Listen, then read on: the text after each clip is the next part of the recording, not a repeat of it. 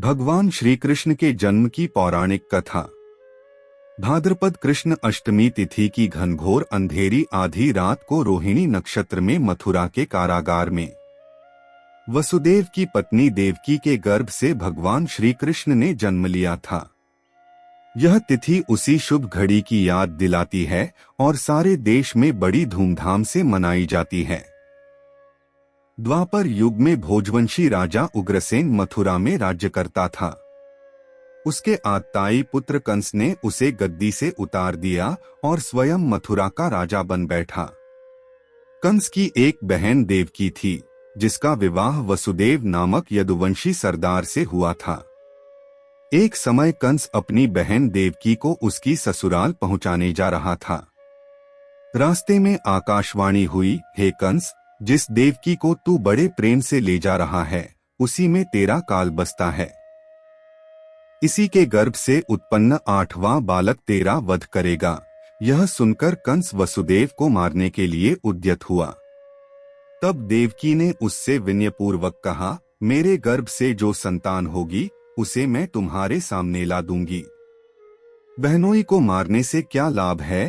कंस ने देवकी की बात मान ली और मथुरा वापस चला आया। उसने वसुदेव और देवकी को कारागृह में डाल दिया।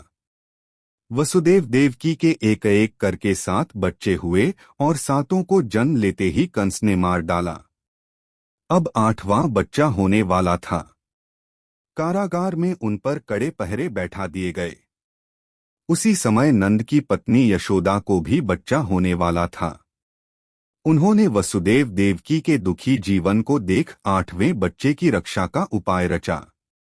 जिस समय वसुदेव देवकी को पुत्र पैदा हुआ, उसी समय संयोग से यशोदा के गर्भ से एक कन्या का जन्म हुआ, जो और कुछ नहीं सिर्फ माया थी। जिस कोठरी में देवकी वसुदेव कैद थे, उसमें अचानक प्रकाश हुआ और उनके सामने शंख, चक्र, गदा, पद्म धारण किए चतुर्भुज भगवान प्रकट हुए।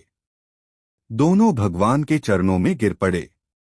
तब भगवान ने उनसे कहा, अब मैं पुनः नवजात शिशु का रूप धारण कर लेता हूँ। तुम मुझे इसी समय अपने मित्र नंदजी के घर वृंदावन में भेज आओ और उनके यहाँ जो कन्या जन्मी है उसे लाकर कंस के हवाले कर दो। इस समय वातावरण अनुकूल नहीं है। फिर भी तुम चिंता न करो। जागते हुए पहरेदार सो जाएंगे, कारागृह के फाटक अपने आप खुल जाएंगे और उफनती अथाह यमुना तुमको पार जाने का मार्ग दे देगी। उसी समय वसुदेव नवजात शिशु रूप श्री कृष्ण को सूप में रखकर कारागृह से निकल पड़े और अथाह यमुना को पार कर नंदजी के घर पहुंचे। वहां उन्होंने नवजात शिशु को यशोदा के साथ सुला दिया और कन्या को लेकर मथुरा आ गए। कारागृह के फाटक पूर्ववत बंद हो गए। अब कंस को सूचना मिली कि वसुदेव देवकी को बच्चा पैदा हुआ है। उसने बंदीगृह में जाकर देवकी के हाथ से नवजात कन्या को छीनकर पृथ्वी पर पटक देना चाहा, परंतु वह कन्या आकाश में उड़ गई और वहां से कहा, अरे मूर्ख, मुझे मारने से क्या होगा। तुझे मारने वाला तो वृंदावन में जा पहुंचा है। वह जल्द ही तुझे तेरे पापों का दंड देगा। यह है कृष्ण जन्म की कथा। हरे कृष्ण, राधे राधे।